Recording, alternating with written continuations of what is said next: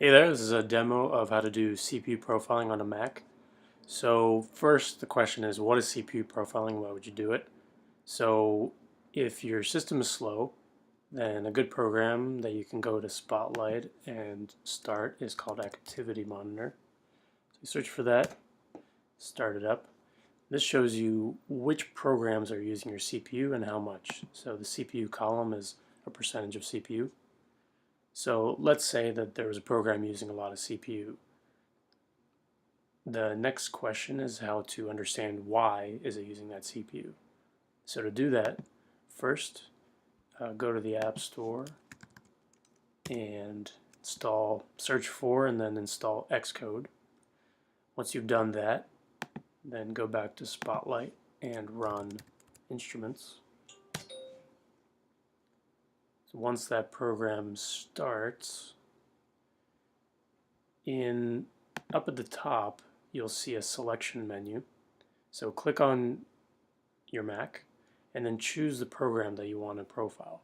Now you could actually profile everything, but in this case this demo is for iTunes, so select iTunes from the list. It'll probably be in this little area here, and if it's not, click on more. So I'm just going to select this because I selected it previously.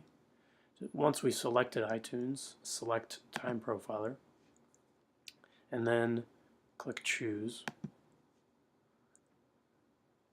That's going to load the Time Profiler. Now click on the Record button.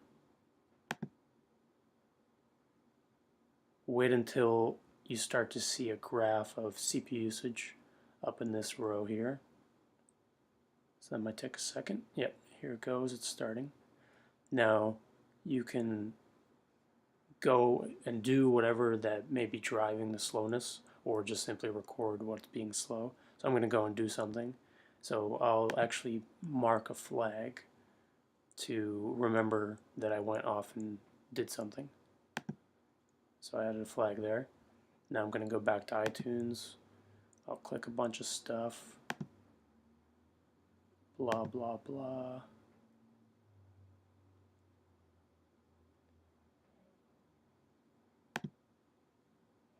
Alright, so I'm going to go back to Instruments. You'll see here that used a little bit of CPU. We're going to add another flag to mark that we finished doing whatever we were doing. And then you click on the Stop button. And what you'll do is between your flags, these little blue dots here, and also you can look at your CPU usage, you'll drag in the CPU usage view around the part where it's using a lot of CPU in between the flags. So I'm going to choose that little area. Then that will zoom in on the CPU profiler.